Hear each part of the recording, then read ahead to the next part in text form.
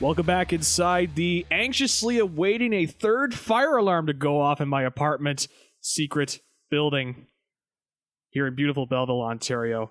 I am Zach McGibbon with another edition of Gibby's Football Podcast. Boy, we're done the regular season. We're now in the postseason, but still, of course, it's the NFL. Everything happens in the NFL, including firings of coaches and general managers and who's on the hot seat going into the playoffs. There could be more depending on how games play out. We're going to learn more about that in a moment. To help guide me through both the hirings, the firings, and what's going to happen in the playoffs is, once again, Danny T coming back on the podcast to help me out. Danny, it's always good to talk to you, my friend. How are you doing? Not bad, and you picked the right guy for the job. My nickname in my fantasy league among my league mates is Sports Center. So Oh, really? you got all the updates. I got Twitter right here, ready to go, and you can bet that I'm not giving credit to nobody. I love it. There you go. You're a modern day Scott Van Pelt. Or exactly. Modern day Stuart Scott, Rich Eisen, whatever your favorite Sports Center anchor was, at least on the U.S. side of things. Of course, in Canada, we had Jan Dan for the longest time, and alternating cast of anchors there. But I never mess with Daniel Taschereau, man. Like, even in his old age, that guy can still bench like that guy can bench like 450. Oh, Dutchy is ripped, dude. Like, that guy. I mean, and he went through believe it was a cancer battle, right, recently. Yeah. And so and he's been getting himself back into shape and on TV. So good for him. And it's something to see. I mean, I used to watch Jay and Dan all the time when I was growing up. So the thing is that now Sports Center has kind of become irrelevant just because we all have Sports Center on our phone. But you can still tune into the NBA on TSN there and see Caperness. Yeah, exactly. Everybody loves some Caperness. Yes, you could also do that for the CFL on TSN as well nowadays, and the different people on the panel. But yeah, I mean, Sports Center. I think now the selling point of Sports Center is to you watch mainly for the personality of the guy when they're talking about the highlights. And it used to be like that's the go-to place to get your highlights and find out what happened if you were following like the Toronto Raptors. And like for me, like Sports Center was my gateway to figuring out all about like because obviously when we were kids, it's like we didn't have any responsibilities, so we liked everything. So I was one of those guys that was like, oh, I love hockey, I love football, I love baseball. I could tell you everything about like the 2006 Toronto Blue Jays or the 2008 Toronto Raptors, and I can name players off those rosters. But obviously, as we grow up, things change, habits change. It's like I used to be able to tell you who all the golfers were on the PGA Tour. Now it's like with Live Golf, especially now, everything's just Saudi Arabia's buying everything. Yeah, they're buying everything. Oh, trust me. Oh, I know. As someone that co-hosts a wrestling podcast, trust me, I am aware of all that. Boy, was that a day. We still have no confirm or denial there, so yeah, the dub has been really quiet, but Stephanie stepping down on the same day. Yeah, seems like the wheels are in motion. Yeah, it's a lot of I will say a lot of the statements that's going to a lot of the journalists have been very selective wording. A lot of it really has been selective wording, not even just like the sale, but like Vince coming back and all that. And of course, we'll talk all about that on the next episode of This Is Wrestling. Of course, we released the episode literally hours before Stephanie resigned. So it made our episode completely irrelevant. There's some comments I made in there that I think have aged perfectly well still, but nonetheless, that's what's going on the wrestling podcast side of things. But I was mentioning earlier, too, the fire alarm has gone off in our apartment twice. I believe people are cooking upstairs and a little bit too much heat, a little bit too much smoke going across the building. And so, but we want the smoke, Gibby? We want the smoke. That's right. We're bringing the heat here on the podcast. We need the heat badly here, and so it's we're going to totally do that. I mentioned to you before we started also, but just want to wish you congratulations on your engagement as well. Thank you very much. Good stuff, my friend. Getting engaged over the Christmas holidays. So a big congrats there to you, my friend. And the reason why if any of your listeners want to send donations, I got a GoFundMe page up and Adam. So very nice, good. Is this the George Costanza Human Fund thing that we're doing here? Is that no? That's this all goes right to the old venue. Oh, there you go. We haven't nailed one down yet, but we should get confirmation in the next couple days. Oh, that's good. Good stuff, my friend. If everything goes planned, she wants June 22nd, 2024. Yeah. Oh, there you go. Good stuff. I just got to pick an MC and a DJ, because in our line of work, we know guys that can spin. Oh yeah, 100%. That's one of the benefits of being in the radio industry is a couple of people that can talk. And also play music, so you got a good combination there. But the reason why I bring it up, because I'm sure you want to get that good engagement gift. You know what I mean? You get those engagement gifts. Yeah. We're all about the cash. Of course, yeah. Cash donations as well, obviously. We'll put that up on the Gibby podcast page.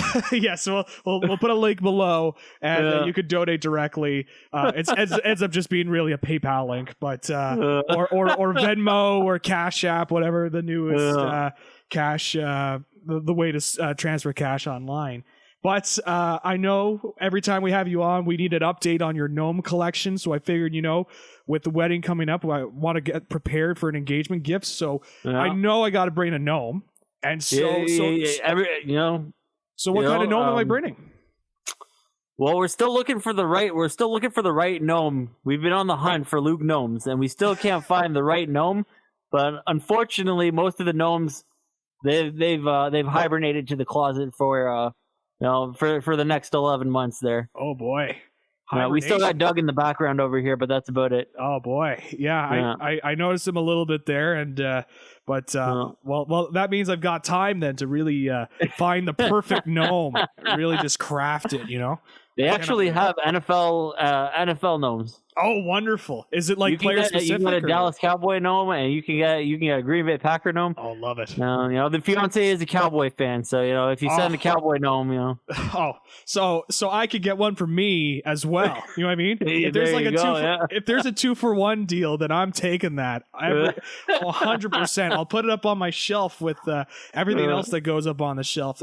We're starting a trend, starting a new trend. We're gonna bring my shelf of items over to Gibby's Football Podcast. What was exclusively a This Is Wrestling gimmick is now gimmick for Gibby's Football Podcast. But hey, speaking of football, let's dive in. It's a busy week and a lot happening. Obviously, the start of the playoffs, and with the end of the season as well comes the firings. Black Monday, always Black Monday. It's obviously, for the coaches, it's a tough time for them. They gotta, in some cases, gotta totally change their lives to find a new location and being longtime coaches. But we'll start. We'll just kind of go over some of the available positions.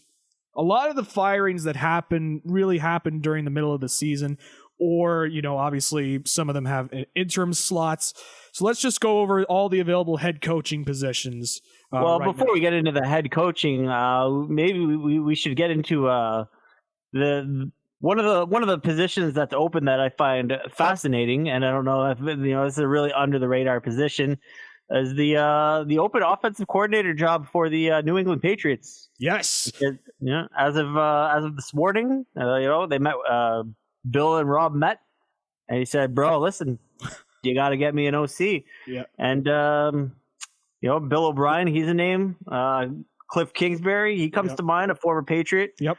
But it looks like one of the hot young head coaching candidates you can take right off the table, because Gerard Mayo is getting the Josh McDaniel treatment from the Patriots.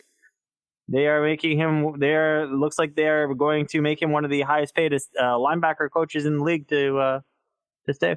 Oh wow, I didn't see that. Well, there you go. Yeah. That's prime candidate that would go to other places as well. That's taken off. So that's quite a hiring there. Yeah, I guess if we want to just look at the Patriots offensive coordinator, it's funny you mentioned Cliff Kingsbury, because I was talking with our resident Patriots fan that's been on this show, Mike Sarkeesian, before this show started. And he is very much on the Cliff Kingsbury bandwagon. He wants to bring him in. And look, when you've got Matt Patricia calling plays for you, it feels like any offensive coordinator anything is an upgrade. Yeah, absolutely. And so you could talk yourself into a Cliff Kingsbury offensive coordinator role. He was trying to tell me, he was trying to compare it to like Norv Turner, where this could be a slot where it's like Norv Turner, never the greatest head coach, but when he was an offensive coordinator on certain teams, he was a guy that could elevate the squad. I mean, and as a Cowboys fan, obviously, I really appreciated the Norv Turner reference, obviously the offensive coordinator for the Cowboys dynasty in the 90s. But would Kingsbury even be like a good fit for the Patriots in terms of his kind of taking on like an air raid offense, like a playoff of that from Mike Leach, and then implementing that? Like, could Mac Jones be a guy that could pull that sort of offense off? Well, here's the thing about Cliff Kingsbury is that his offense is it's very generic, and it is very basic. Throw it all over the yard, but like his number one receiver does not move. His number one receiver, left side of the formation. And that's where he stays like 95% of the time. You saw that with Hopkins, and you saw that with Hollywood Brown while Hopkins was out. Mm-hmm. It was just go up the middle or go up the side. You're on the left side. You're going to be there, and just be there. Now the Patriots don't actually have a wide receiver that can fill that role, unless you believe in Kendrick Bourne, but. He's shown us no signs that he is an NFL receiver. They have some nice little pieces, but not worth anything that they are that they're paying these receivers. They spend the most money on wide receivers in the league, and they have nobody. So whoever takes that job is going to be in for a surprise. Yeah, for sure. It's something to kind of keep an eye on as well on the Patriots side of things, and that offense really needs something to try and get Mac Jones back on track and have. They could have had AJ Brown. Yeah. They could have. Oh yeah, totally. They could have had a bunch of different options. They could have gotten a much better receiver, especially out of the wide receivers in last year's draft class. They could have picked somebody, and I think they would have landed on somebody the way a lot of the receivers played this year. So it's Bill's weakness. He cannot develop or draft offense. If I tell you right now, N'Keal Harry or AJ Brown, who are you taking? Oh, I'm taking AJ Brown. Yeah. Bill Belichick did not. Belichick went N'Keal Harry. Yeah, and now he's barely getting on the field for the Bears. And so everybody's barely getting on the field for the Bears. Putting the bear back in barely. That's for sure. But that is definitely something to kind of keep an eye on when it comes to the Patriots and trying to rebuild that offense, and they'll finally get a committed offensive coordinator, which will be good. My money would be on Bill O'Brien, just because the way Bill Belichick operates, he doesn't want anybody in the building that he is unfamiliar with. Yeah, and it's been a long time since he's interacted with Cliff Kingsbury. One of the first very successful backup quarterbacks for Tom Brady. That's right. I could think of a couple of the backup QBs off the top of my head. Davy Jones was on that was a backup QB. Obviously, Matt Castle ended up being a starting quarterback for Kansas City. Ryan Mallett. And don't forget the Minnesota Vikings head coach, Kevin O'Connell. That's right. He was also on there as well. Probably one of the better looking backups. Tom Brady, he's got some good looking backups. Maybe it's because he was a good looking dude back in his early 20s. Yeah. So, maybe provided some tips. They needed that guy that the camera can really focus on. Yeah, provided some tips for the backup. This is how you take care of yourself, guys. This is how you stay in the league long enough. And I just want to tell you that if I had a dream in life, my dream would be to be Chase Daniels. Oh yes, he definitely. The amount of money he makes for sitting on the bench, it's like he's right up there with the greatest backups. He has played 2 games in the NFL and has made $40 million. Love it. Oh, what a guy. Money Daniels right there. He even double dipped this year because he signed a 1 year deal with the NFL media. There, he was doing the games. He was doing the games after. Yeah. Which is just hilarious to me. I saw that video of him, like I think he was coming out of practice and going straight to the NFL Network studios or whatever, and it's just, I mean, what a gig! If you could get that gig, you're set, man. Like I think of the great backup QBs of our day, like the McCown brothers. I know that some of them started and whatever, but clipboard Jesus himself, Charlie Whitehurst as well. And don't forget the Texas legend Colt McCoy. Colt McCoy, of course. Another legendary backup, and of course, you know me. I love. I'm a Texas Longhorns guy, so I love the Colt McCoy reference. Other great, a lot of good backup QBs out there. I mean, if you could make an argument, maybe Ryan Fitzpatrick, if you wanted to. I know he was a starter and got paid a lot of money, more journeyman than backup. But jeez. If you were a starting quarterback and that guy signed a contract, you were afraid. Yeah, because everywhere he went, the starter got hurt. Yeah, and he just came right in. He had some sort of like doll. He probably had like a voodoo doll or something, and just poked at a certain position on the doll. It was like, that's how I'm gonna get the position. But that's I'll look at some of the backup QBs. Let's look at some of the potential. Well, let's look at the open head coaching jobs first, and then we'll just kind of break it down.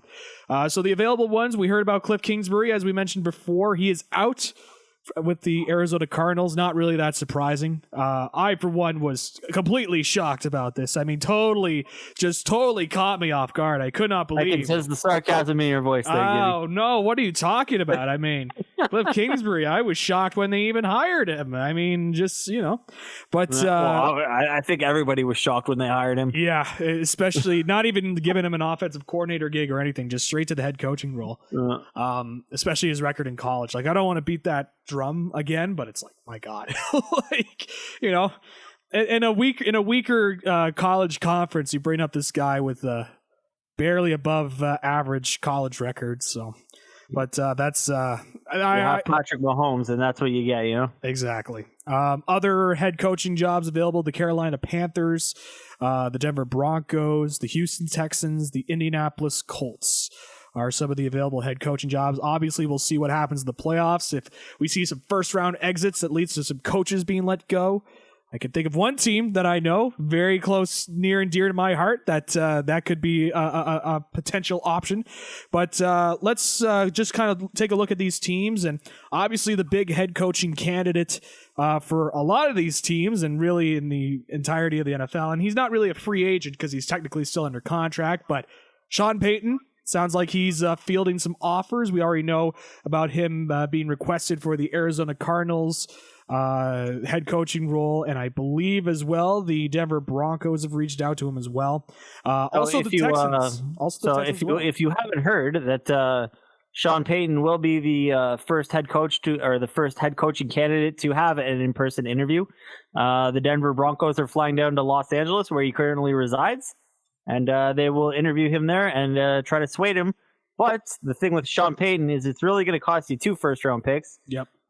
This guy is going to want all control, and that means he's going to want his guy. You're going to have to give up a first-round pick to get Sean Payton, but you're also going to have to give up a first-round pick to get Mickey Loomis. Interesting.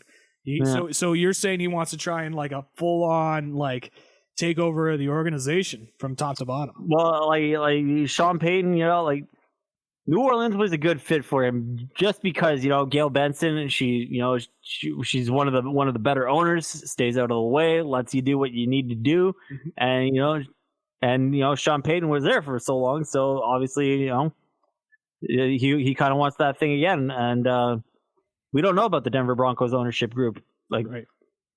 We know that they can get you a pair of khakis if you need. So Jim Harbaugh might be a fit. Yeah, but yes, that's true. Another guy that completed a interview with the Broncos. Let's just circle in on the Broncos then, and these are the lists of names that have either have it requested, scheduled, or have completed an interview with the Denver Broncos for the head coaching position. Jim Caldwell, former Lions and Colts head coach.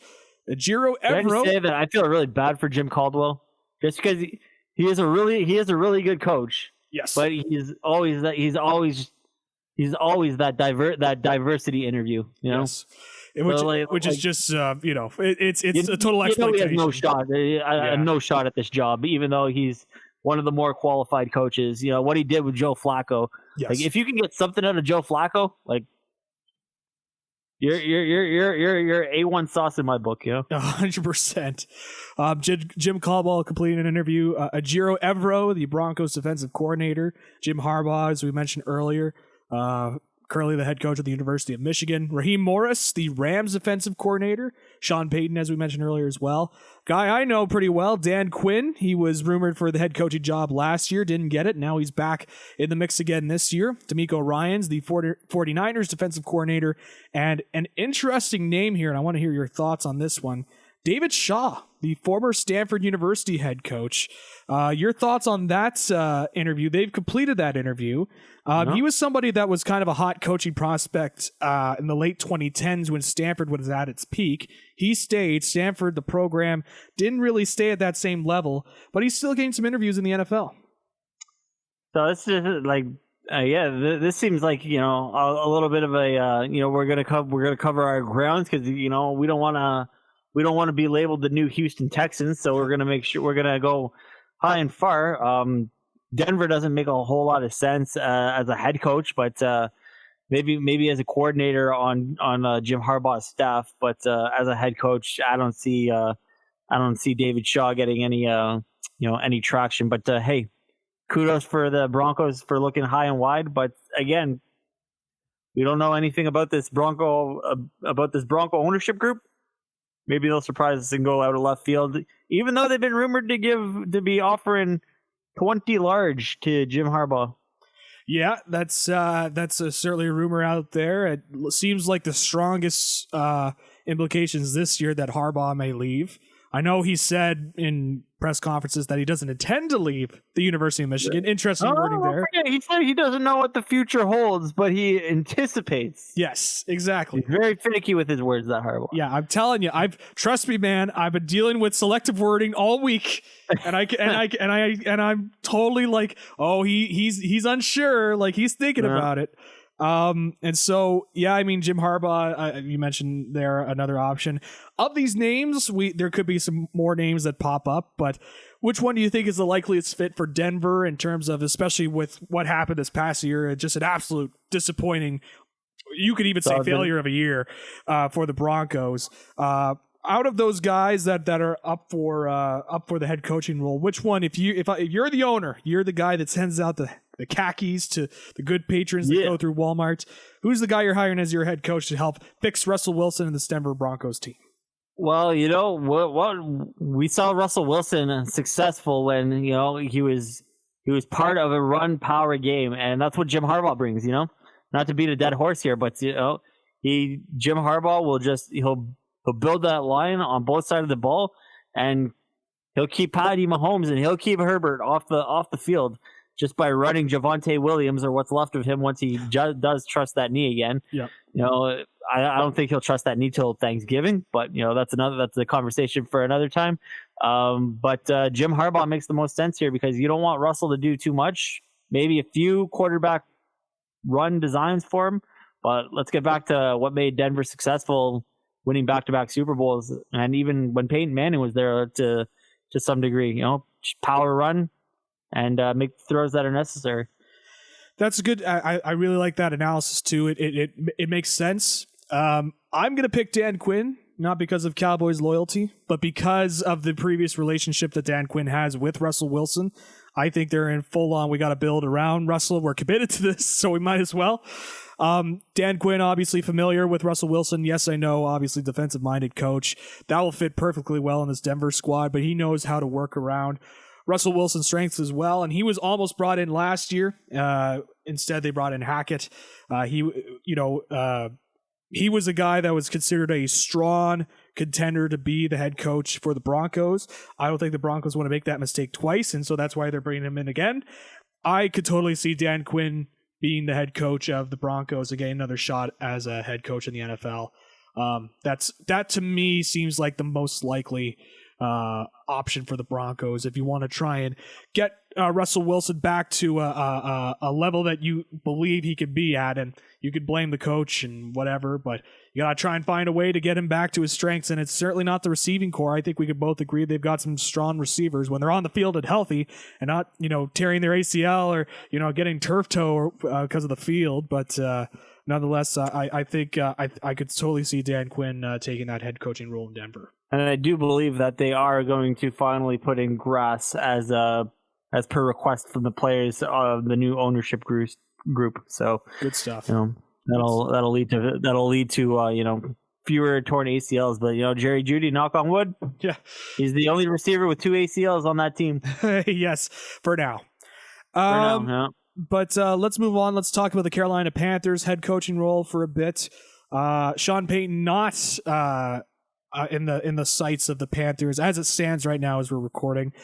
Here are the list of names. Jim Caldwell again popping in, also getting another completed interview. Ken Dorsey, the offensive coordinator for the Bills, he got requested for an interview. Ben Johnson, there's a name that we've been hearing a lot in the head coaching circles. Ben Johnson, the Lions offensive coordinator, really helped to lead a really stout Lions offense this season. Yes, I know they didn't make the playoffs, but they were definitely considered one of the highlights of the season. Mike Kakfa, the Giants offensive coordinator. Jared Mayo, as we mentioned before, he's going to stay with the Patriots, so this list is a little bit out of date now. Kellen Moore, the Cowboys offensive coordinator, he's been requested. Frank Reich, there's an interesting name, getting a completed interview. D'Amico Ryans, the 49ers defensive coordinator, requested. Shane Steichen, the Eagles offensive coordinator, and Steve Wilkes, obviously the current interim coach, they've completed that interview. Of these list of names, is there a name that you think could take that head coaching job, or do you think Steve Wilkes will get the interim label off his title?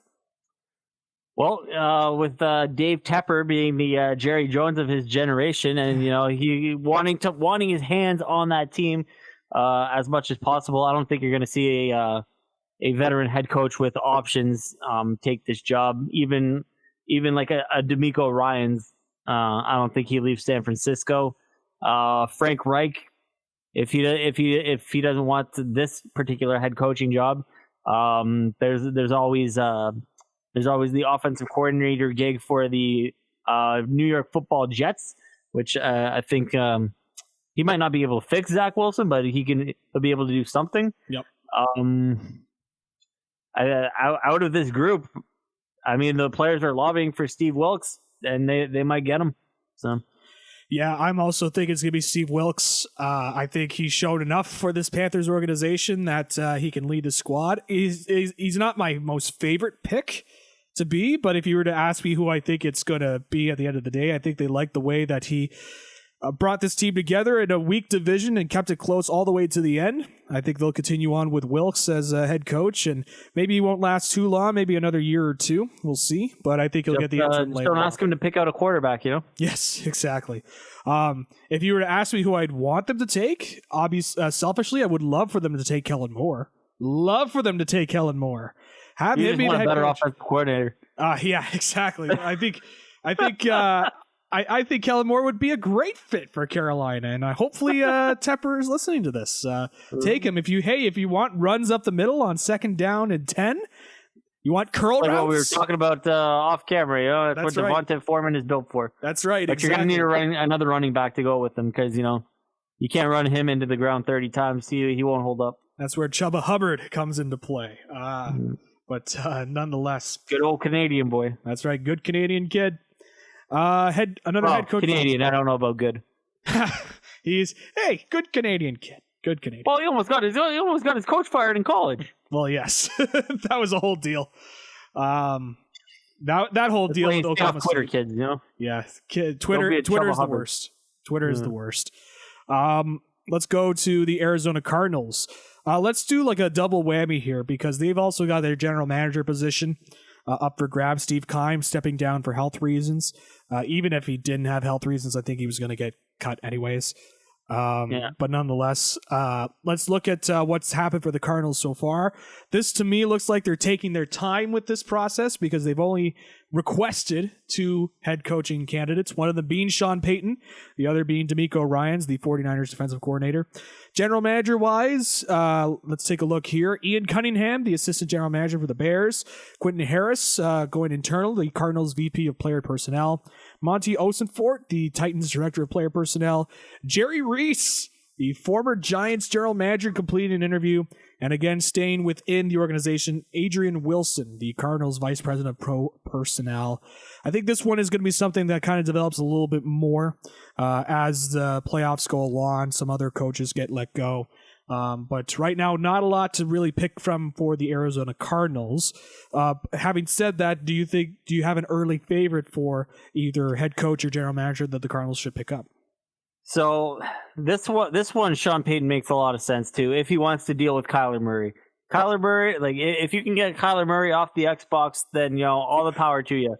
But again, there's a vacant GM position, so if the Cardinals are willing to give up 2 first-round picks, one to get Sean Payton, one to get Mickey Loomis, this makes perfect sense because Michael Bisping is or not Bisping, that's the UFC fighter. It is Michael something, and if you can get him. He stays out of the way. He's a good owner. Sean Payton makes a lot of sense here. Yeah, and I do kind of like the Sean Payton fit, as you mentioned, with Kyler Murray. I think we both agree, however we feel about Kyler Murray in terms of the video game stuff or whatever. As a player, as a skilled player, he's very, very good. I think they're two Texas boys, so Yes, so there's the connection there as well. I think what's going to be big is we've already heard that DeAndre Hopkins could be on the trading block. I bet you if Sean Payton's hired as the head coach, he's not. Yeah, that's exactly what I was thinking too. Because you don't want to give up. I was critical of the Ravens trading away Hollywood Brown because he was clearly their best receiver for the Ravens squad. They could have used him. And I know he had dropped a couple of balls in the playoffs the year before, but it's like, at least he caught some. You know what I mean? And it helped at least diversify that offense, the Greg Roman offense. But I think you got to keep an option like DeAndre Hopkins on your squad. But with DeAndre Hopkins potentially on the trading block, any favorites for you of where D-Hop could land? Because honestly, I say this half jokingly, I could totally see him go to the Ravens. Like that would be a good fit there if they don't resign Lamar Jackson. Well, with an Alan Lazard-sized hole on our offense, I think it would be a perfect fit for Aaron Rodgers and the Green Bay Packers. Aaron, he wants that veteran receiver that he could just throw up to when he shrinks in big games. So Yes, I'm glad that Aaron Rodgers, the person that loves to say he doesn't like drama, continued to try and speculate on what he's going to do with his career at the end of the season. Not seeking out the drama, Aaron Rodgers. No. Nonetheless.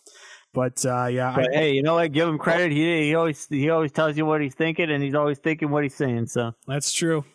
Sometimes I think it's okay to have a filter on some things, but that's just my thoughts on that. He's also got a new lady in his life. So. That's true. He does. So hey, good for him. No Danica Patrick.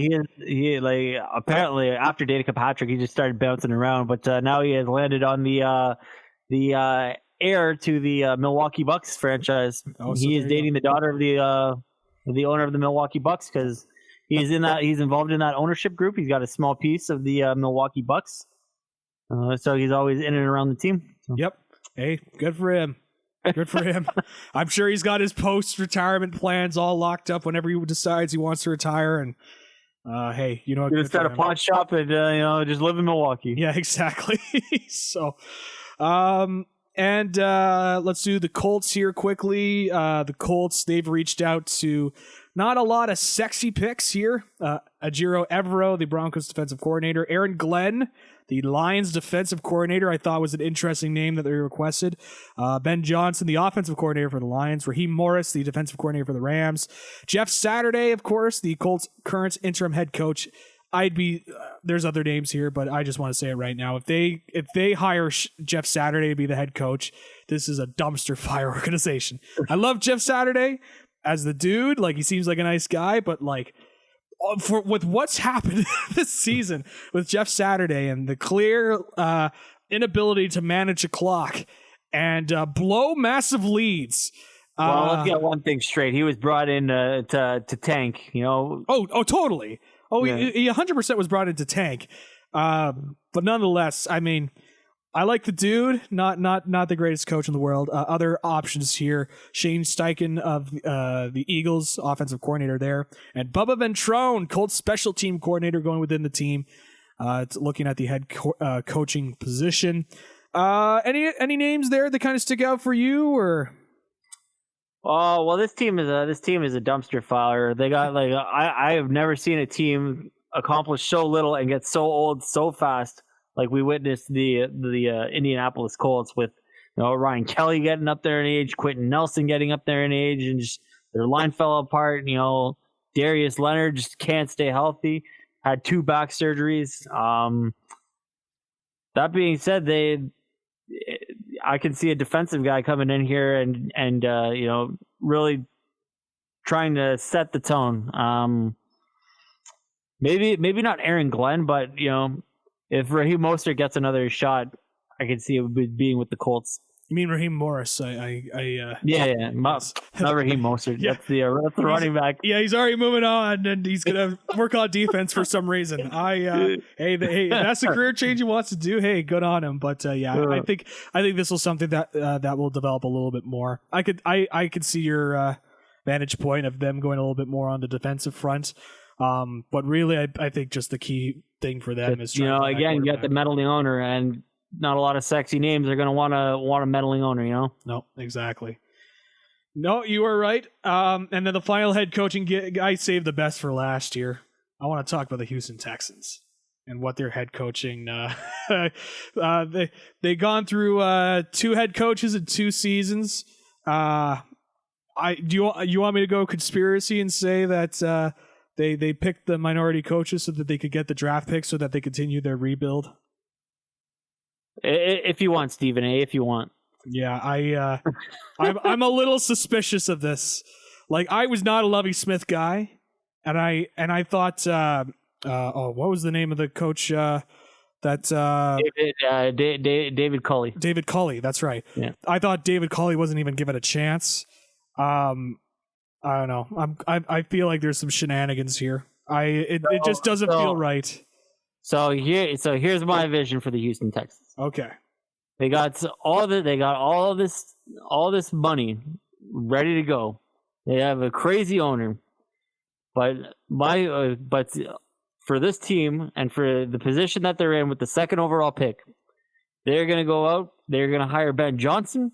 They're going to bring in Bryce Young, not Bryce Love. That's a failed running back. And then Bryce Young is going to have his favorite target, John Mechie, coming back. Those two are going to rock and roll with Ben Johnson calling the plays, and you can go out, grab another receiver. You can grab JSN and build the offense out. I like it. I also think they will go offensive minded head coach here when they bring whomever they bring in. But if there's a place for Ben Johnson, I think that if he this is a dumpster fire organization, but this is the place where the generic guy with the white name goes. So. Yes, Ben Johnson, not to be confused with the Canadian Olympic sprinter Ben Johnson. But I mean, just looking at some of the names here: Thomas Brown, the Rams assistant head coach. Ajiro Evero, Broncos defensive coordinator. Jonathan Gannon, the defensive coordinator for the Eagles. Ben Johnson, as you mentioned. Mike Kakva, the Giants offensive coordinator. Sean Payton has been requested. Will Sean Payton go to the Houston Texans? Absolutely not. Are you not even a 5% chance he'll go there? No.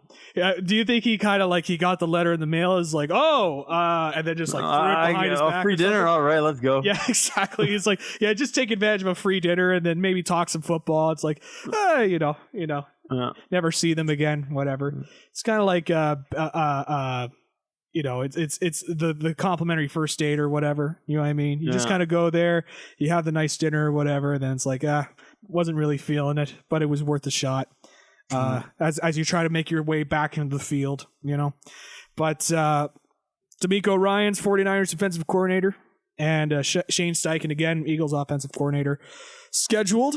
And so those are some of the names for the Texans. Yeah, just kind of looking at your logic here, Ben Johnson makes sense.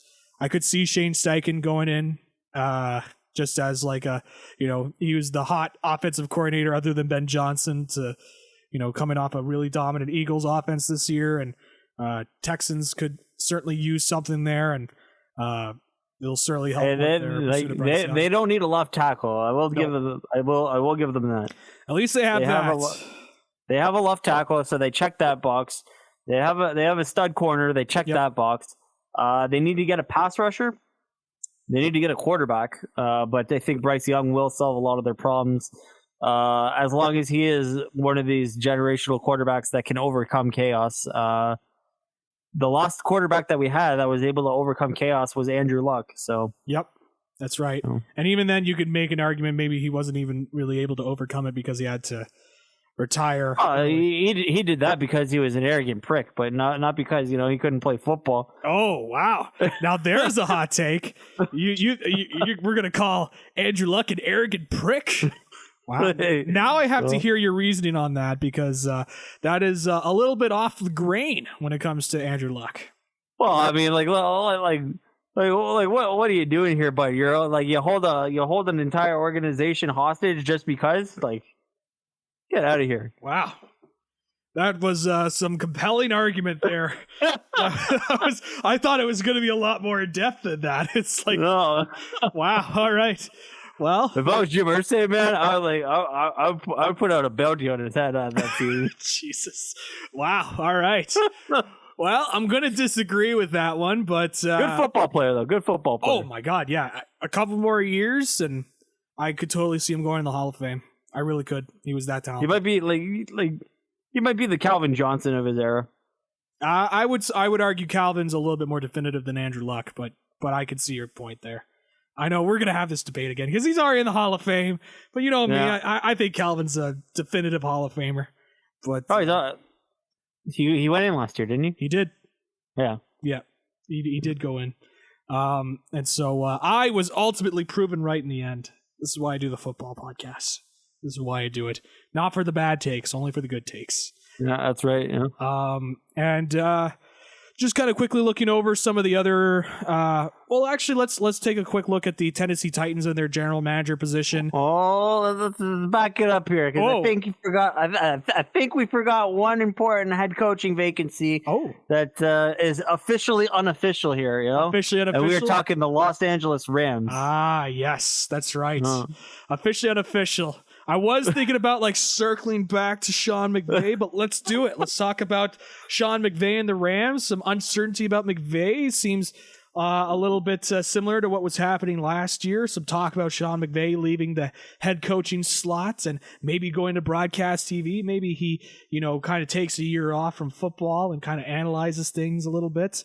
Your thoughts on the Rams? Is Sean McVay going to leave the Rams?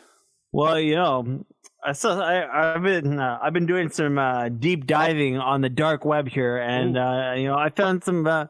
So now I'm gonna put on the old tinfoil hat here. Okay? Oh boy, here we go. This is good here. Okay, you didn't put it on before.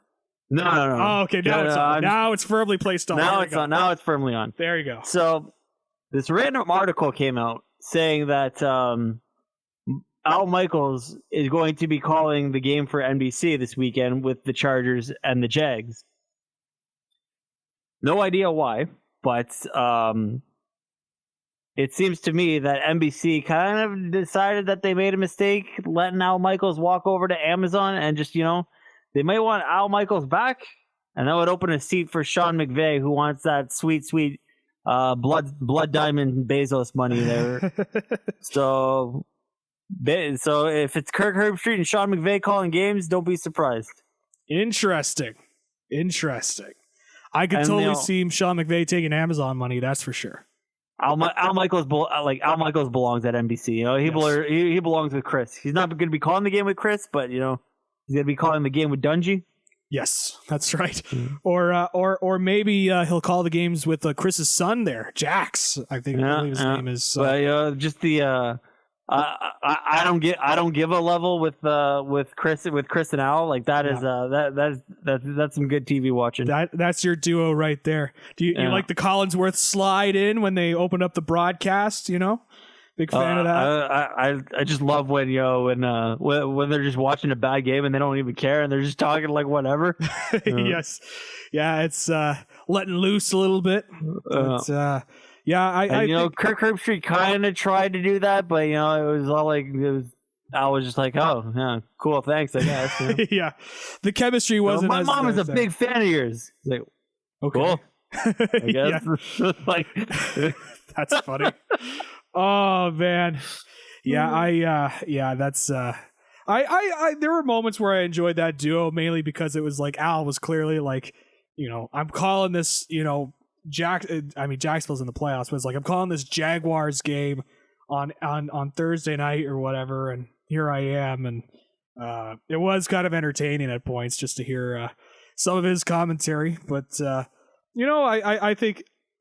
I personally think he's just done anyways. Like, I love Al Michaels. He's one of my favorite commentators ever. I love Al Michaels. So many great calls in his career. Oh yeah, he'd to go. He's probably the GOAT for a lot of people. I wouldn't disagree. But at this point of his career, he's kind of like Bob Cole to me. Just a guy that's was in there for so long that he started to like, as I've heard the phrase be said, he started to lose his fastball a little bit. Doesn't have the same velocity. Like NBC always gave him a hell of a deal. Like if he didn't want to go to freezing Chicago, they told Mike Tirico, get in the booth. You're going to Chicago, baby, in a collapsing Soldier Field. Have some fun. But I could see that. Sean McVay, I could totally see Sean McVay doing Thursday Night Football, getting paid, however much money that Amazon will pay out and whatever. And I think we've had this debate before, but I will reignite it here. I've been thinking about it more and more. If Sean McVay leaves this season, I know he had a rough season, but I think a case could be made for him to put him in the Hall of Fame. Well, I mean, let's wait till his coaching career is over. That's here, right. But he's only 36. That's true. He can go make $100 million over 5 years, and then come back, hop right back in, and he still will be the youngest head coach in the NFL. That's true.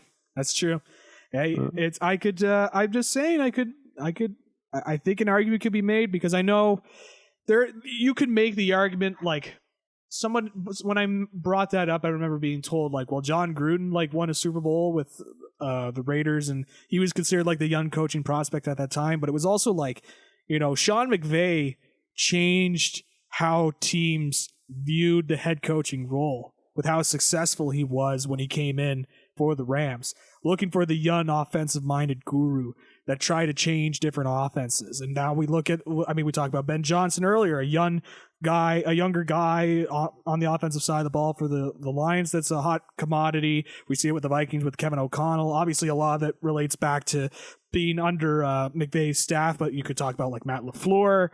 You could talk about a whole bunch of different coaches, the young offensive-minded guru, quote unquote, that a lot of the coaches are being hired for today. And obviously, winning a Super Bowl certainly helps his resume. I think there's an argument to be made there.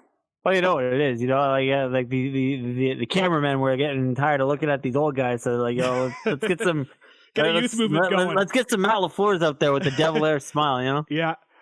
Then somehow Mike McDaniel ended up in the mix of that, but nonetheless. Well, he's just charismatic and funny, but he's got to roll back a little bit sometimes. Yeah.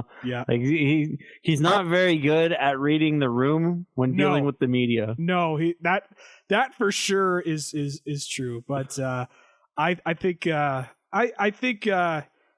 remember reading a tweet of yours just saying that maybe they should consider letting go of Mike McDaniel. Then, of course, a report came out that McDaniel maybe let go if he didn't make the playoffs. And the very next day. So I hear things. I got I got foot soldiers in Miami. That's right. So,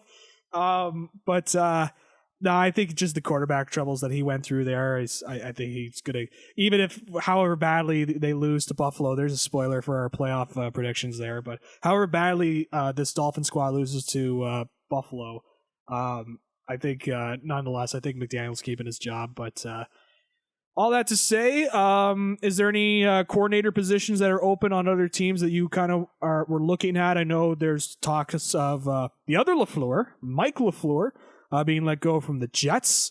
We mentioned that a little bit earlier, and looks like they're going to stay committed to Zach Wilson for whatever reason. Also, the Rams losing their offensive coordinator, Liam Cohen going to the University of Kentucky. And some of the other Scott Turner being let go from the Washington Commanders, obviously Todd Downing for the Tennessee Titans as well. Any other offensive coordinator positions that you kind of look at, or any sort of coordinator position where you're like that could be an interesting spot for a coach? Well, again, all these offensive coordinator positions, the best one, and this is going to sound crazy, but the best position open right now is the offensive coordinator for the Tennessee Titans. That's the best position. You got stability. Mike Vrabel's a smart dude. Amy Adams, she doesn't she doesn't pull the trigger. Yep. She stays out of the way. Yep. So if you're an offensive guy and you go in there and you be like, yo, Mike, listen, I know you can take care of the defense. I know you got your guys. Harold Landry III's coming back. Your guys are going to be healthy. Get me some receivers. Get me Taylor Lewan back, and let's go make something happen here. Because they got Trey Burks, but they need something else to go along with Trey. Yes. So, yeah, I see that as well. Obviously, there's other things surrounding Todd Downing that's made it a little bit easier for them to let him go. But in terms of like going in there and you've got a decent enough offense to kind of work with and try and make better, I think that's certainly a spot. I actually don't think the Jets' offensive coordinator spot is that bad either. It's really you just got to deal with Zach Wilson. The only reason that I put the Titans ahead of the Jets is because of Woody Johnson, who's just a lunatic when it comes to football. Yes, yeah, totally.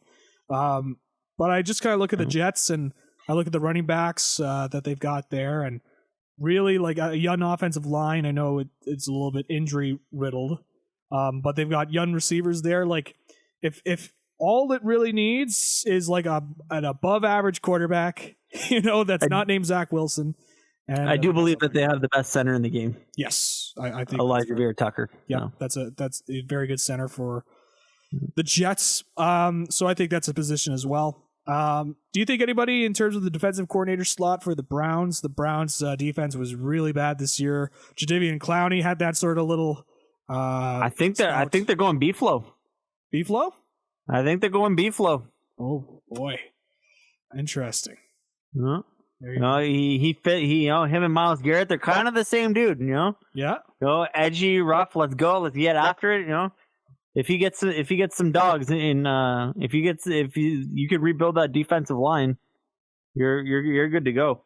Yeah, certainly want to get some dogs in there for the dog pound. That's for sure. Yeah. Who apparently has an elf for a logo? So exactly. Yeah, that's really striking fear into the hearts of the opponents with that Brownie the elf. I know that. I'm surprised Twitter hasn't come after the Cleveland Browns yet. I know. with all that goes down with that organization, I mean, I guess just they've been the subject of vitriol and laughter and mockery for years that maybe Twitter has just kind of had enough of beating up on the Browns. So, but yeah, that's just kind of a look at the coaching carousel in the NFL right now in terms of open positions, interviews, interesting names to keep an eye on, interesting coordinator jobs that are open. And I'm sure a couple more slots will open once we get through the playoffs a little bit more. And speaking of the playoffs, let's get into it. Playoff schedule is here. Wildcard Weekend is coming up. Super Wildcard Weekend. Super Wildcard Weekend. Not just Wildcard Weekend anymore, my friend. That's right. It's like Nintendo Entertainment System. We got the Super Nintendo Entertainment System. That's it. We're making that level up here. Let's start on Saturday. We got two games on the docket. The first game, the Seattle Seahawks versus the San Francisco 49ers. The Seahawks able to squeak in with a victory. They looked like that they were going to lose to the Rams, and boy, that could have been a prime opportunity for the Lions and Packers, but suffice to say, the Seahawks were able to sneak it in. I thought the Rams were going to pull it off, but nonetheless, the Seahawks are able to squeak in here And I think they're just going to get mauled by this 49ers squad that's just looking hot right now. And Brock Purdy has really stepped up. And as long as there's no injuries on this squad and the defense continues to play the way it has, I think this could be a rough night for the Seattle Seahawks. No, it's hard to beat a team 3 times. And, it is hard. It almost never happens. And I don't think it even matters if you have offensive rookie of the year. I don't think you're gonna beat them either way. Yeah, I think that's fair. And I love me some Kenneth Walker. Don't get me wrong. I'm talking about Brock Purdy. Oh, of course. I thought you were gonna talk about Kenneth Walker. I've been seeing these outrageous articles that Brock Purdy offensive rookie of the year. Yeah, it's like slow down because he played 6 games. Yeah, he's played good. Don't get me wrong, but he's not offensive rookie of the year, especially the way that I'm such a big Chris Olave fan that I think he's in consideration. If he didn't get hurt, he's probably a lock in my eyes. No, I tell you, it is impressive what Garrett Wilson did with Zach Wilson just wanting to kill him. Yes, I was just gonna say Garrett Wilson will definitely be in consideration for that. Kenneth Walker, but I say it every time, and this is this is on the Jets for doing this. Yep. You never have Wilson throwing to Wilson. Okay? That's right. That you continue to take that stand on this, and I love it. Let's go get Levis. That's right. Will Levis onto the Jets. Yeah. I think he's the perfect New York Jets quarterback, actually, because I think he's going to be a bust. But that's a different podcast for another day. But nonetheless, I think we're both in agreement, though. And you mentioned it's tough to win 3 games in a row, especially when it's a divisional opponent. Yeah. But I think the Seahawks have been losing some gas in the last couple of games, and the Niners are just like. How did this happen, by the way? Because if you look at Super Wildcard Weekend, it's all round 3. Yeah. I don't know. Except for the Jags and the Jags and the Chargers. Yeah, I don't know. It's I guess the Cowboys and Bucks on the other side, but the 4 or 5 matchups are the only ones. Yeah, it's I don't understand it either. But let us talk about those Jags and Chargers. That game's the Saturday night game. The Jaguars getting another primetime slot. Look at that. Good for them to get the primetime slot. This will be an interesting game for Trevor Lawrence in his second season. How will he perform in the playoffs? I think we saw him blossom throughout the season into a much better quarterback than he was in his rookie season. And this Chargers squad, we finally get to see Justin Herbert in the playoffs, another guy to kind of keep an eye on in terms of his performance. I think this will be a key game for Brandon Staley and his head coaching prospects. I think if he loses, he's done. Same here. I think at first when he was making those risky decisions when it came to analytics and making the analytical play, I think at first we were like, oh well, he's trying to be different. But now you see some of the decisions, especially last week, starting a whole bunch of the original starters, and now you're out Mike Williams. He's been declared out. Yep, exactly. And so very smart of Brandon Staley there to do that. Especially when you're dealing with a guy who has a history of breaking falls with his back, with his shoulder, with his head. Yeah, it's not a great combo. Not a great combo at all. But good old Canadian boy Josh Palmer, he's got to step up. But this matchup's going to come down to the quarterback with the better hair. It's a flow off. That's what's going on right now. I give the edge to Pippi, just because I think Justin Herbert's hair looks gross. That's fair. So yeah, in terms of this Chargers-Jaguars game, I think it'll actually be pretty close. Obviously, they face each other at week 3, and the Jags just totally blew the doors open on the Chargers, 38-10. At the time, people kind of saw that as maybe a coming out party for Trevor Lawrence. I remember all that talk about that. I think it's be closer this game, but I could see the Jags win this. I really could. Yeah, if you're gonna bet an upset, the Jags are the one to beat. Yep, are the one to bet. Because on the other side of the bracket, the 4-5 matchup is not sexy there. With the most eligible bachelor in America, Tom Brady, and his Bucks. Yeah, versus pick 6 Dak, but we'll talk about it in a moment because I got a lot to say, my friend. But but nonetheless, I could see the Jags win this one. I could see them advance in the next round. I think Herbert will play like play lights out, because he's a guy I've always thought that he's been like one of the bright spots for these Chargers squads. It's just obviously the Chargers as well. You know what I mean? We got a blueprint. We got a blueprint on how to rebuild an organization. You call Trent Baalke and get out of the way. Yes, exactly. So I could see the Jags. I can see the Jags win this one. I got a feeling it'll be the Jags, so I'm going to go with them. Sunday, Bills and Dolphins. No Tua Tagovailoa for the Dolphins. Neither Teddy Bridgewater. So Skylar Thompson is back. He will get the start in playoff action. It was pointed out that the last time the Dolphins were in, Matt Moore was their starting quarterback for this Miami squad. So unfortunate circumstances for the Dolphins, and I think the Bills are coming in motivated to play at their best, especially with what happened a couple of weeks ago with Damar Hamlin. Obviously, he's been discharged from hospital. It sounds like he's doing really well, so that's really good to hear. He's going down. He's turning his attention to making money. He has filed trademarks for "Did we win?" and another phrase. I saw the "Did we win?" one. I didn't realize he trademarked another phrase. Yeah, I feel like that stuff will go to charity though. That's what he was doing with the initial shirts. So, but even then, like I saw some people kind of being like, oh wow, he's making money off his near-death experience or whatever. It's like, what he's getting paid right now, like $825,000 or something. Well, they gave him his fully guaranteed, so it was like the Buffalo Bills gave him $4 million. That's fair, but still, let the guy make his money. Like. It's free. Oh yeah, no, hey, we're pro capitalism, bro. That's right. It's a capitalist society there. So like, hey, let him make his money. I mean, he nearly died, and like, hey, even if I was mentioning earlier, like if he was making $825,000, I'd be even more like, hey, let the guy make his money. Because you never know what the NFL is going to do. But even with the fully guaranteed stuff, it's like, So FanDuel loves the Buffalo Bills. Yes. And right now they are running a promotion called Spread the Love. Okay. And what it is, for every certain amount of people that bet the game up to $50, the line moves just a little bit in favor of the Buffalo Bills. And right now, just loading the Buffalo Bills. Go back to promotion. This is very incredible radio here. Yeah, oh yeah. This is what radio is about. Just wasting time until you get your. Try to stall. Try and make things entertaining in between. As we try and find the promotion here.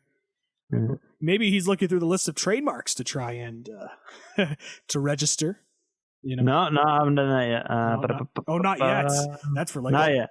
That's for later. All right. Maybe. Try and find the next great garden gnome to pick out. I'm sure there's some on eBay or Amazon or. Yeah. So right now, if you don't think the Miami Dolphins can win by 44.5 points, you can bet the Bills up to $50 because it's 44. It's Buffalo plus 44.5. Oh, there you go. On the over under. So. And if you want to bet $25, let me know because I will send you a link and then we will both get $100. Of course. I will anxiously anticipate your link. I cannot wait. Should be a lot of fun. But that's a surefire bet. You bet $50, you get at 119. There you get about 47 back. So okay. Hey, you know what? That's not bad. Entertainment purposes only, of course. But no, we're trying to get a FanDuel promotion here. We're trying to get a FanDuel partnership. You're trying to get me a sponsorship, and I really do appreciate that. I think at the current numbers we're rocking, probably not, but I appreciate the effort. But nonetheless, I think we're both in agreement. The Bills are winning. Hey, Pat McAfee can do it. Anybody can do it. Of course, absolutely. I would love to have my own little dome, like the FanDuel dome that they have or whatever, and have my own little building. I can have like a basketball court in there as well and shoot some hoops in between commercial breaks or whatever in my live streaming show. But his best episode was probably during COVID when he was just starving for content. So he just ate McDonald's on camera until he threw up. There you go. Oh boy. Hey, you got to fill the air somehow. Exactly. Yeah, nonetheless, we both agree the Bills are winning this, eh? Yeah. I don't see a world in which in which Miami can win. Yeah. I've been saying it all year. They need a quarterback. So. Yep. Yeah, even with Tua, you've been saying that. Yeah. Honestly, Tua was playing all right, and then the concussion woes started to happen, and but really let's not kid ourselves, okay? Brock Purdy is lighting it up in this system. It's true. So unless you're like Nate Sugfeld, I think you're going to be all right in this system. You know? Gotcha. Yeah. So you're seeing multiple quarterbacks. Yeah. You're seeing it like a system quarterback deal. Yeah. I see. Let's move on to the next Sunday game at 4:30. Giants and Vikings. These two haven't played since one of the wildest games of the season, Christmas Eve, when Greg Joseph hit a 61-yard field goal on the final play. And this will be Minnesota's first home playoff game since the Minneapolis Miracle. Your pick here to win this one, my friend. So I've been flip-flopping back and forth on this one. It's probably going to be the most entertaining game of the weekend, but I do have to give the edge to Minnesota, and I'll give the edge to Minnesota because I'm anticipating that Kirk Cousins will start at quarterback and not Kurt Cousins. Yes. But they got a number 18, and that's a big advantage because the other side don't have a number 18.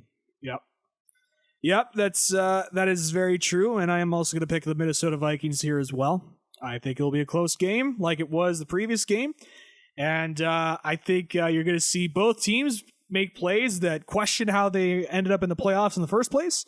But in the end, I see the Vikings coming out on top on this. I'm not as high on the Giants as other teams are, or other fans are, I should say. I've always felt that they screamed fraud to me, and not as a Cowboys fan, obviously. I mean, like they are the least talented roster in the playoffs. Yes. Let's not kid ourselves. And hey, there's only one guy in the league that I know that scored less touchdowns than Kenny Golladay. Oh, and who is that? Well, that'd be Deontay Johnson, who smashed the record. That's right. 178 targets and no touchdowns. Man. Deontay Johnson, man. He scrubbed it. He's playing the game now. He scrubbed his social media of all Pittsburgh. Of course. Yeah. Because that's the name of the game. That's how you hold out nowadays, Yep, exactly. You unfollow them and you change the social media handle. So you're no longer, in my case, if I was like Zach McGibbon Cowboys or something like that, then I'd be just become Zach_McGibbon on Twitter. That's the name of the game now. But I'm taking Vikings as well to win this one. Final game on Sunday, Ravens and Bengals. If Lamar Jackson was cleared to play, I think this would be a much more entertaining game. But as he has been ruled out. Yeah, and he's gone, and so I see the Bengals taking the smooth victory here and over the Ravens. Yeah, I don't see I don't see anybody on that defensive side of the ball that can line up with number one. Yep. And they probably have the best glorified tight end in the league. Like, I was so high on T. Higgins coming out of Clemson. Yeah. Like it broke my heart when Green Bay traded up to take Jordan Love. Sorry. Still pissed about that, are you? Yeah. It's all good. Let it out. They could have I was like, oh, they traded up. It's too late. Justin Jefferson is gone. Okay, T. Higgins is here. And no, they take Jordan Love. Yep. Look at how that's turned out for you. You got one really good game out of him. We don't know if Jordan Love can play. That's right. Now we have to now you have to pick up his 5th-year option blind. Exactly. So as I'm sure they all to plan for the Green Bay Packers, but nonetheless, this is a Bengals victory here. Look, I know that the Ravens have Pro Bowl alternate Tyler Huntley on their squad, but I am not feeling this. I'm not feeling this Ravens squad, and I know some Ravens fans are not happy with Greg Roman as their offensive coordinator and want him gone. I believe he's the highest paid offensive coordinator in the league. I hope that's not true. I hope that's not true either. That's because the offense has not looked that great. I'm going to do a quick Google search here. Look, if you could stop the podcast and do a Google search in the middle of the show, then I'm going to do that too. So we are going to stall for time. And we well, that's all right because I got some filler here. And can we just say that Lamar dropped the ball here, because like everybody was like, oh, well, he's not getting the contract because he's negotiating his own. Well, Roquan Smith went in there and negotiated his contract in like 4 weeks. Boom, boom, done. Roquan, have a nice day. Yes. 100 million large. There you go. Doesn't say here, but I did see something that said he used to be the highest paid offensive coordinator when he was with the Bills. So, and that was back in 2016. Yeah. I would assume that would continue, but I could be wrong. A lot of Ravens fans, either whether he's the highest paid or lowest paid, doesn't matter. They want him gone, and I think this could be a breaking point game, even with an injury. I think the only other guy that can design an offense for Lamar Jackson outside of Greg Roman is Chip Kelly. Oh boy, Chip Kelly. And he ain't coming back to the NFL. No, he's going to stay in UCLA and just continue his system there. His Bruins are rolling. Would you say Chip Kelly was ahead of his time? No, I think he was. I just think he was a little bit of a just a little bit of a stubborn mule. Yeah. Like I think he could have designed some stuff, but you can't have your guys run suicides and expect to Well, maybe if he had Tyreek Hill and Jalen Waddle, but even at that, Yeah, that's fair. But just want to throw that out there. But yes, that's Ravens and Bengals, and obviously we finished with the main event. Of course, this is the main event of Monday nights, and not of my choosing, for the record. But Cowboys and Buccaneers Monday nights. Oh, let me tell you, Joe and Troy will have the call. They will. Let me tell you here, Danny T. I gotta tell you something here. I hope to God that the Cowboys can win this game against Tom Brady. Yes, I've seen the record of Tom Brady against the Cowboys. Yes, I've seen it.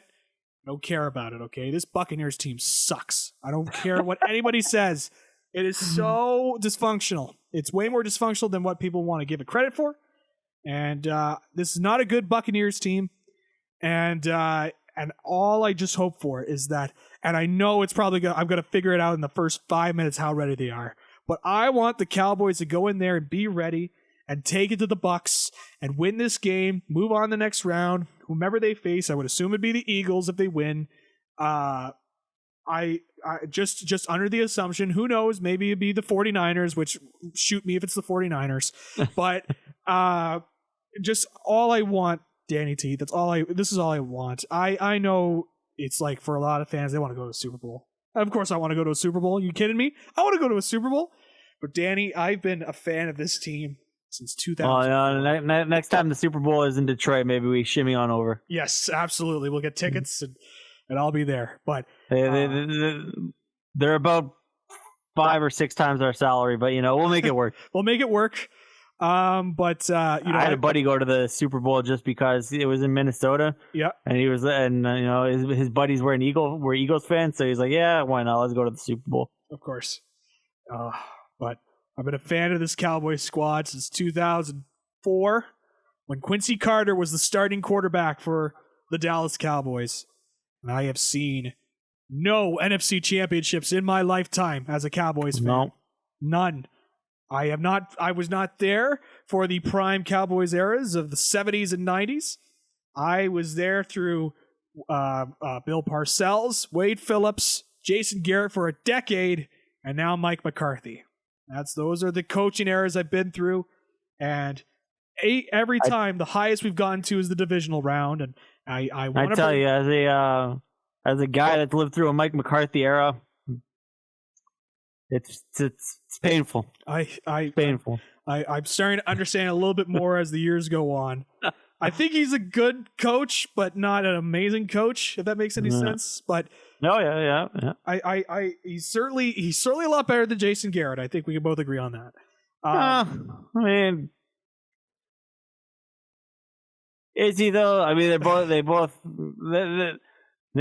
both do just enough to hang around. You know, the only thing Jason Garrett has going against him is that he's duller than a box of rocks.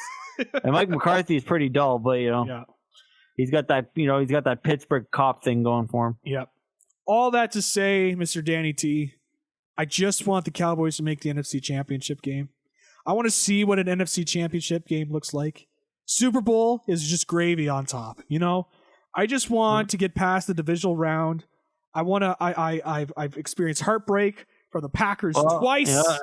Yeah. As long as number 88 can make a catch, you know? That's right. I've seen heartbreak with your Packers being my squad, whether it be the Des Cottet game, which the anniversary of that game was a little while back, whether it be the last-minute field goal after another Aaron Rodgers drive with the Dak and Zeke duo of 2016, and whether it be the 49ers game last year where we couldn't clock it and had an opportunity to win that game. And, I've watched many Niner teams break my heart, so you know. It's also fair. But I've seen so much. I've seen Tony Romo bobble the snap on the field goal against the Seattle Seahawks. I've seen the Giants tear my heart out. I've seen the Eagles tear my heart out. I don't ask for a lot, Danny T, in this lifetime. I don't ask for a lot. I just want to go to an NFC Championship game. Super Bowl is gravy. Winning it would be like I think I would run down the streets of Belleville and just be yelling and cheering and screaming. And, well, it wouldn't take you very long, so yeah. Yeah, that's true. I'd probably cycle around the streets of Belleville a couple of times. You'll have to run up to Napanee too, you know, to make it worth it. Somehow I'll end up in Northumberland or something. Yeah. But that's neither here nor there. Dallas Cowboys will win this game because I have to pick the Cowboys here. That's my team. Tom Brady, he's going to lose, and then he'll leave Tampa Bay, join the Las Vegas Raiders, and just continue to refuse to retire. And then the Cowboys can move on to the divisional playoffs, and then I can be a little bit happier, and I don't have to question my loyalty to the Dallas Cowboys for another year if they win their divisional playoff matchup. So I'm picking the Cowboys here. So tell me, through your unbiased opinion, who's going to win this game? Well, I mean, the Bucs have shown you no reason to pick the Bucs in anything. They're the only team in the playoffs under 500, so you know you got that going for you. As long as they don't ask Dak to throw the ball more than 25 times, I think they'll be all right. That's the cap for Dak. Yep. Don't throw a pick, Dak. Please, I beg of you. I've seen like 6 pick sixes from you this year. What's going on? Hey, you know what? As a Packer fan, you're preaching to the choir here. You know, old gunslinger Favre, he threw picks at the most inopportune time. Yep. And Vikings fans will also know that in the NFC Championship. This isn't Detroit, man. This is the Super Bowl. And you know, if we have seen the end of Aaron Rodgers in Green Bay, that will mean Favre and Rodgers both finished their career in Green Bay the same way, throwing a crucial pick at the end of an elimination game to lose the game at Lambeau.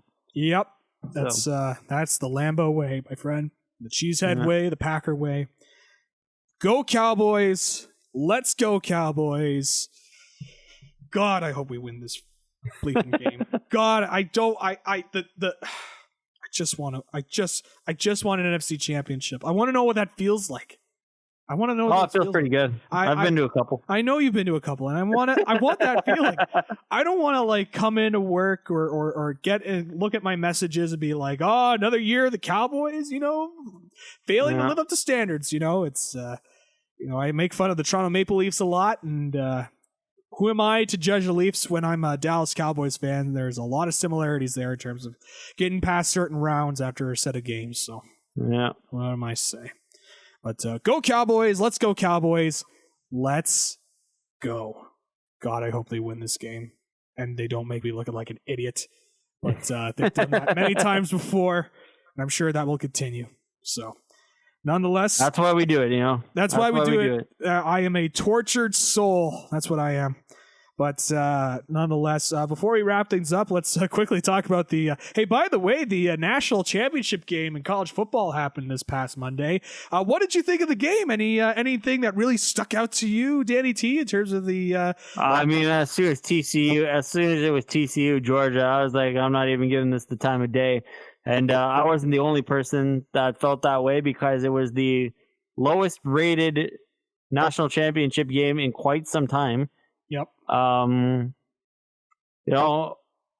the 12-team playoff makes things a little more exciting. We're obviously going to get to the same results. It's going to be Georgia in the playoffs in the final, taking on like an Ohio State or something. The 4 teams that dominate college football will still dominate, but it'll make recruiting a little bit more interesting, because you'll be able to sell the fact that, hey, listen, you legit have a chance to win a national title here.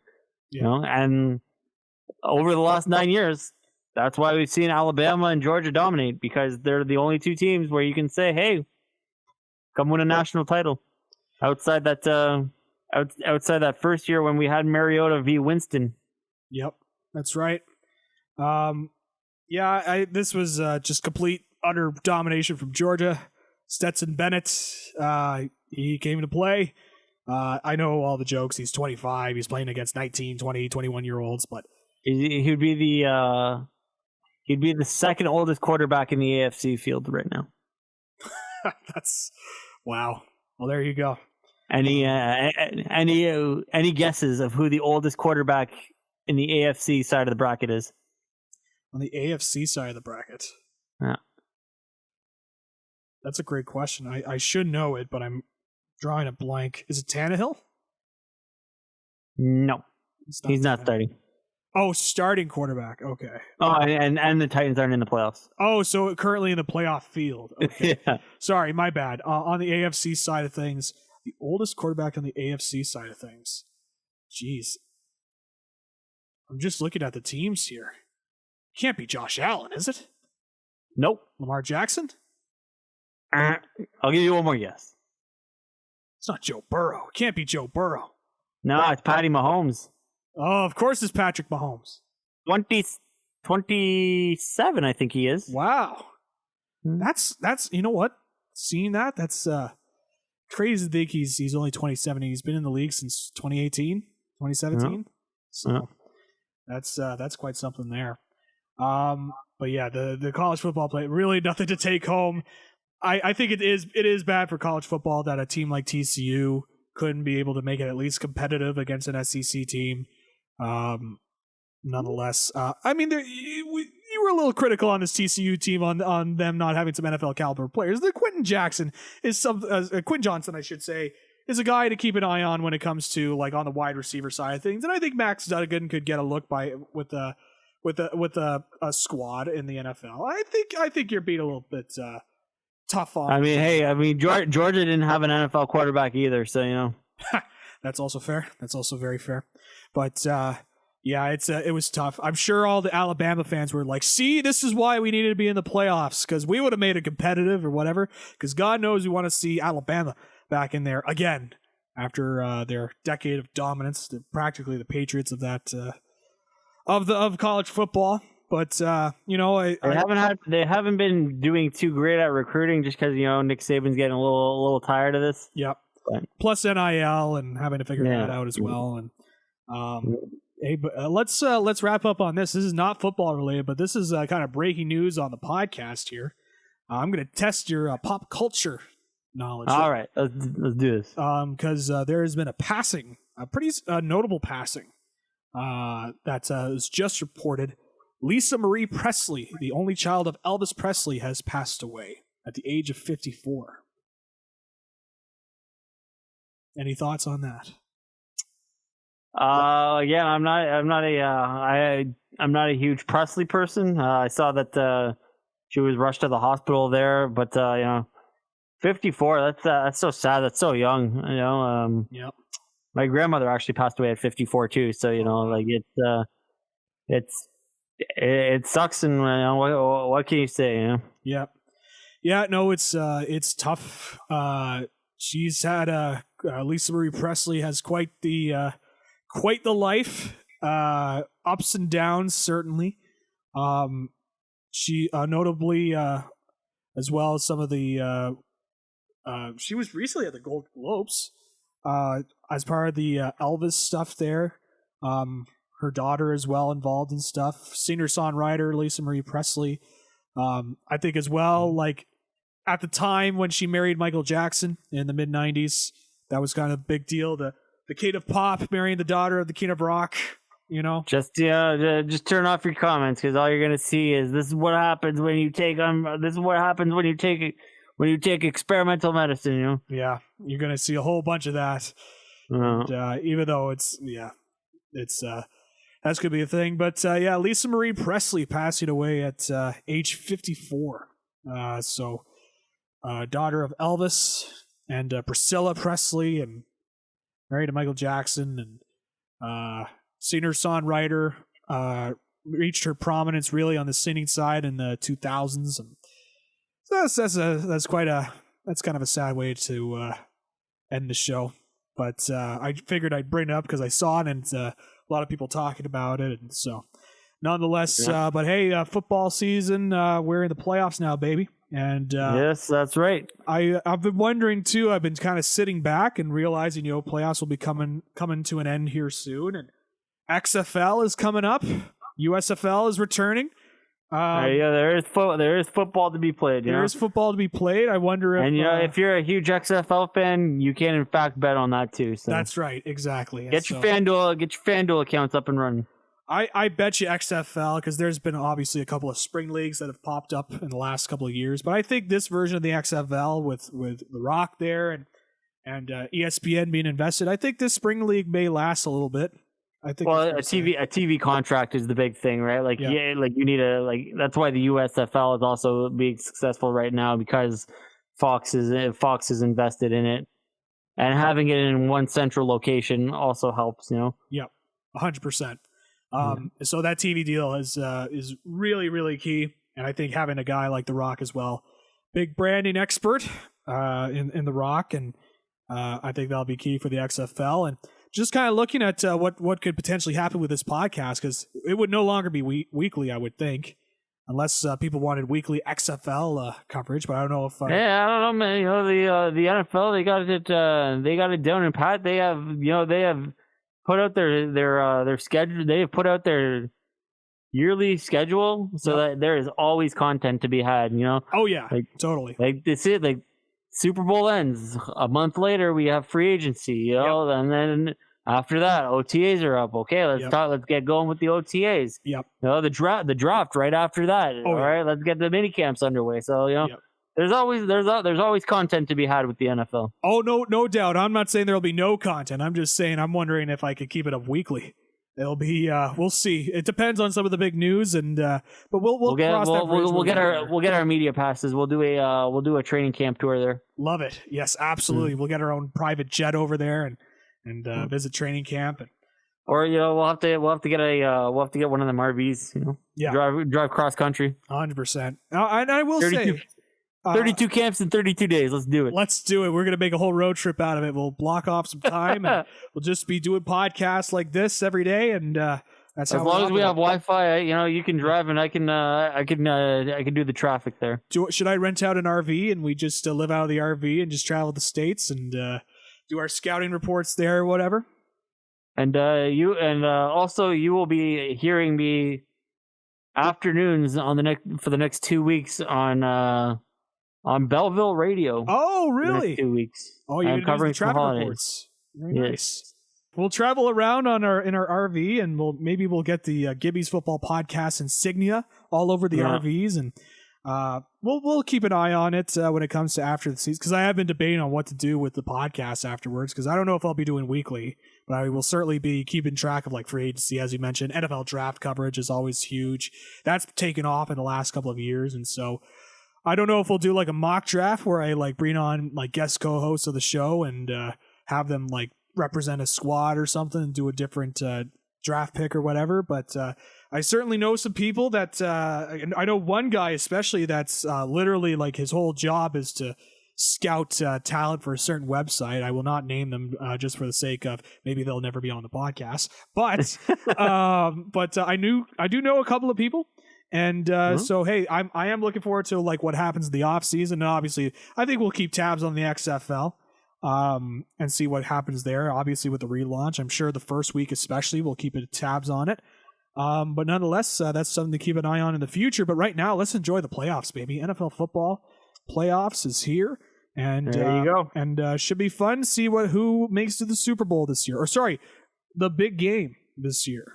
I'm looking for. Don't want to be sued. Yeah, exactly. I don't want them barge into my little apartment here and pin me down and have me arrested. So I think that's it for us. Thanks again for coming on, Danny T. Appreciate your expertise on this. And anytime, man. We'll be continuing to follow what happens in the playoffs and yeah, all the way to the Super Bowl, baby. We'll be following along, and yeah, I think that's it. So I will say this quickly. I know it's a little bit wrestling related, but coming up on Sunday, This Is Wrestling once again nominated for Best Sports Podcast in the Faces Magazine 2023 Ottawa Awards.